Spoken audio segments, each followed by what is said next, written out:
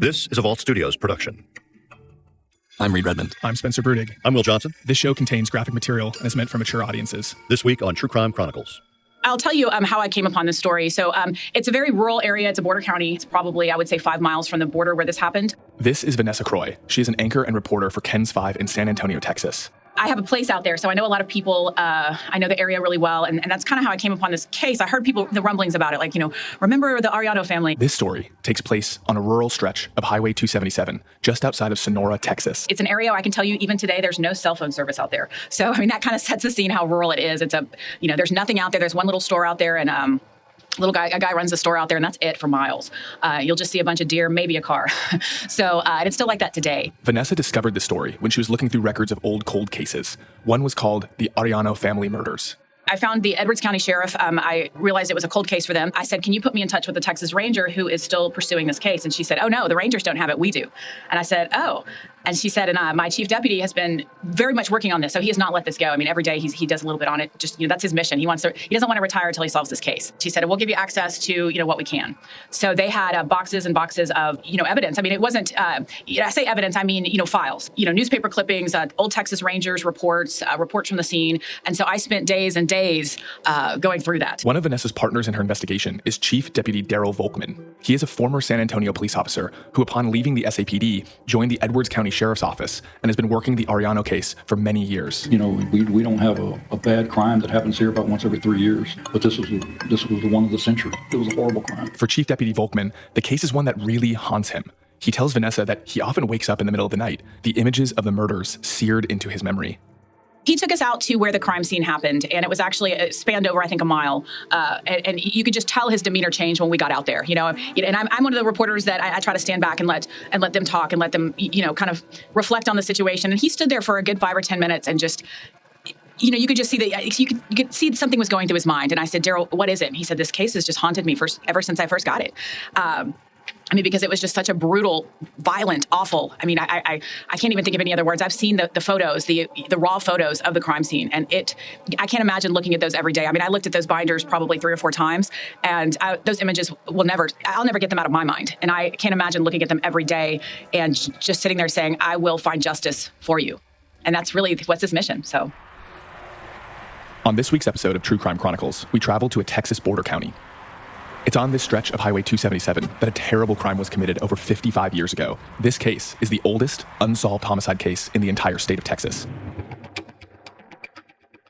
It's April 16th, 1968. On this clear spring day, the Arrellano family, Manuel, his wife Monica, and their children Manuel Jr., Leticia, and Eduardo, as well as Monica's sister, Rosa Elia, have all piled into their baby blue 1958 Buick and have been on the road for the past several hours. They're traveling the 200 miles between their home in Villa de Fuente, Mexico, and San Angelo, Texas, where a family member has recently given birth to a new baby cousin. According to reports, their road trip was expected to be an easy one, and the family was excited for their mini reunion. The big Buick is humming along Highway 277 when a tire blows, forcing the family over onto the side of the road. They fix the flat, get back on the road, only for another blowout to happen just a few miles later. Police reports detail that highway maintenance crews remember seeing them on the side of the road. Their car broke down. They had a flat tire, and somebody saw them and took Manuel and Manuel Jr. into town to get the tire fixed. Manuel and his 5-year-old son get into the man's pickup and take the tire with them.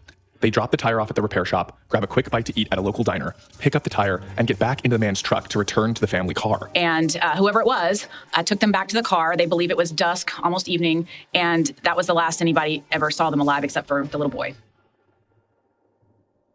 There are some fuzzy details in this next part. Early the next morning, April 19th, 1968, some reports say a highway maintenance crew, others say nearby ranch hands, come across a massacre. It is a truly gruesome crime scene, spread out over several miles. Manuel Sr. was found near where the car originally was, several hundred feet from the side of the highway. He had been shot and stabbed multiple times. Manuel's wife, Monica, and sister-in-law, Rosa, were found a mile south. Both had been shot and stabbed. Rosa had been sexually assaulted. The 3 kids were found closer to their father. They had all been shot and stabbed as well. 5-year-old Manuel Jr. was found laying in a pool of his own blood. But amazingly, he was still alive. Their car, which still had the blown tire, had been driven 8 miles to the south and then abandoned. They never found the .22 caliber handgun used in the attack. Investigators begin searching the area and questioning any and all potential witnesses. It was a very thorough investigation as far as we understand. I mean, this family was brutally murdered on the side of the highway. If you saw the photos, it's just devastating. It devastated these communities. It's a place where everyone knows everybody else. The former sheriff said it like that. You're looking in the eyes of your neighbor saying, I wonder if that was him. Was it her? Who did this? Police speak to the tire shop employees, people that had been at the diner, and the road crews who had seen them, and are able to put together a sketch of what they believe the perpetrator may have looked like. But the description and sketch does little to narrow down a potential suspect list.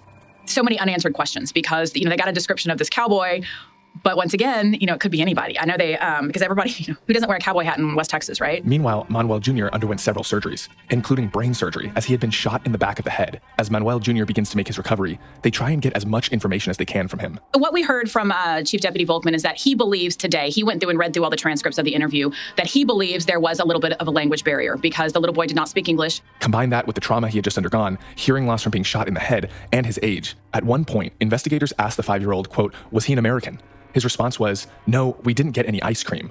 Daryl believes that some information that they could have gotten from the boy was lost there. And although several leads were generated, they most likely were based off of incorrect translation, and they all led nowhere. The small community is rattled. Investigators give 3 potential motives. The first is robbery. The second is sexual assault. And the third is a racial motive. It's a story that was passed down. I know that, some friends of mine out there at the time, they were young at the time, that their families, that they believed it was a racially motivated crime. They were terrified. Especially the Mexican-American families in that area were terrified because she even told me that when the families would travel in that area, they would never go by themselves. They had at least 2 to 3 families in a caravan traveling down 277 if they had to go to Sonora or back to Del Rio because they were afraid. They didn't know what was out there. They thought some brutal murder or murderers were out there targeting Mexican-Americans. Manuel Jr. was certain there was only one person who committed all the crimes against his family. For Deputy Chief Volkman, he thinks there must have been more. He believes that there had to be 2 people. He said there's no way that one person could have done that much by themselves. And I know this thing that, and I will always just stay in my mind, Daryl said there's no way that Manuel would have allowed allowed his family to be attacked like that. He would have fought like an animal. And I can't imagine just one person either. So, but yeah, he believes there were 2 people. Several years go by with no breaks in the case. But then a new lead emerges when a strikingly similar crime is committed in California. The even bigger twist, the perpetrator of that crime is the man who worked at the tire shop that the Arrellanos used to repair their flat. Police traveled to California to collect fingerprints and DNA, but testing comes back inconclusive. They said, they were sure that he had done it. But then when the DNA didn't match, they questioned that. At the time of the murders, they had recovered DNA evidence from Rosa's body. Chief Deputy Volkman believes that there may have been contamination of that evidence because police at the time did not have the knowledge or means to test it for matches, and it may have been incorrectly stored or mishandled. And so they could not do anything there. But he did match some of the descriptions, and he worked at the tire shop, so it was a very likely match. But then again, the DNA didn't match. So now what? And that's where they were. Every couple of years, a new tip would come in. Investigators would follow it, and they would come away empty-handed. For Vanessa, this case is a very personal one. I know a lot of people down there, and I'm down there a lot because I have a house in that area. And I can't tell you how many people stop me in town at the grocery store. We saw your story. My grandmother remembers that. Or, my dad remembers, not traveling down that road. And we a lot of people knew about it and still talk about it in that area. There may be a new hope for solving this case. So after our story aired, I think they got probably around 50 calls. He said, but one of them was what they wanted. And he said it was okay if I said that. So he said it was the best lead they've had in many, many years. I can't discuss it. But listening to what it is a very good lead. So they were able to, from that person who gave them some information, they were able to track down a suspect that lives in Texas. I can't say where exactly, but in Texas. And they have gotten DNA from this individual. And that is right now being processed with DPS and the Texas Rangers. For now, a small memorial marks the site of the murder, a reminder that an unsolved crime happened almost 6 decades ago. And Manuel Jr., just 5 years old at the time, is now in his 60s. He lost his entire family that day in 1968 and is still without justice. She had a life, and someone took that away. 31 years hunting for her mom's killer. And it's going to end with me getting the person that killed my mom. Une Gray is closer than ever. So these are dangerous people. Extremely dangerous people. From the team that brought you Urge to Kill, I'm Ashley Porslin. Are you willing to go to war, so to speak? And this is The Yellow Car. I'm always ready for anything. Subscribe now. For True Crime Chronicles, I'm Will Johnson, along with Reed Redmond and Spencer Brudig. Guys, before we get more into Spencer's story and this case this week, I just wanted to give a quick update on the episode from last week, and it's the case of Tristan Bailey, the 13-year-old who was murdered in Florida, and a 14-year-old has been in custody. A lot of people have been asking, talking about upgrading charges and basically charging him as an adult. That has happened. A grand jury indicted 14-year-old Aiden Fucci last week on first-degree premeditated murder charges. So that transfers the case from juvenile to adult court. And I will tell you that the details of what are coming out of the investigation are just truly horrific. She was stabbed 114 times, or 114 stab wounds, including 49 that were defensive. So that's the update on this case in Florida that a lot of people are paying attention to and has just caused such sadness there for so many people and Tristan Bailey's family and friends. All right, so let's get back to the story this week. Spencer, this is an old case, and so some of the details are murky. I mean, this is maybe one of the older ones we've done. Absolutely. I think murky is putting it lightly. One of the things I just want to start off with is how extensively this case has actually been worked. Apparently, the files that exist on this case are thousands of pages long, and everyone from local sheriff, citizen detectives, journalists, Texas Rangers, they have all looked at this case over the last 55 years, and they are still actively working it. And every 5 to 10 years, a tip would come in that would reignite local investigators to then take a look at this case again. The last big one was in 1999. There was a caller that it was actually dismissed as an unreliable informant, but they restarted the case back up for the new millennium. And then now it is currently being worked, as we all heard. That kind of final update from Vanessa was they think they have a potential big break in this case, and they may be able to identify who committed these murders. You know, Will, you mentioned that this is one of the older cases that we've covered. I was looking back through our old episodes, and I think this might even be the oldest cold case specifically we've covered. And it really is just incredible that there are now fresh leads on this cold case that's been being investigated for over 50 years. I'm just really interested in knowing how this concludes, though. Vanessa was very tight-lipped about what investigators are saying. They don't want to release any more information than they absolutely have to. And also, I'm really interested in knowing the DNA component of this. I know that tests had come back inconclusive in the past. I believe this is DNA-led breakthrough right now, so we'll just have to wait and see. And I know Vanessa is very excited about this. Chief Deputy Volkman is very excited about this, and they are in constant communication, talking practically every day, asking if there's any more information that has come out since the last time they spoke. Right, and talking about that DNA, of course, this was the 1960s. This was well before anyone knew the potential uses that we would have for DNA evidence today. That means they also didn't know how to properly store and preserve DNA evidence. And it sounds like that has raised concerns for the detective who's now on this case, right? The potential that the DNA evidence was contaminated over the decades. Yeah, absolutely. And actually, one of the big pieces of evidence that they have completely lost is the Buick. And you would think that that is the linchpin of the entire case, is the murders might have happened in and around this car. Someone drove that vehicle after the murders happened. And investigators are now convinced that it was probably destroyed in a salvage yard some years ago. So really unfortunate that they don't have a major piece of evidence in that 58 Buick. Well, you got to ask, how does it end up in a salvage yard? That's the biggest piece of evidence in this high-profile case. One other thing about the Buick that I wanted to ask about is you said it was found with the tire still blown out. So presumably this crime either happened right as they were being dropped back off with a new tire or very soon after, before they had a chance to swap in the new tire. Is that kind of the timeline there? Yeah, there's so much paperwork regarding this case. There's conflicting reports.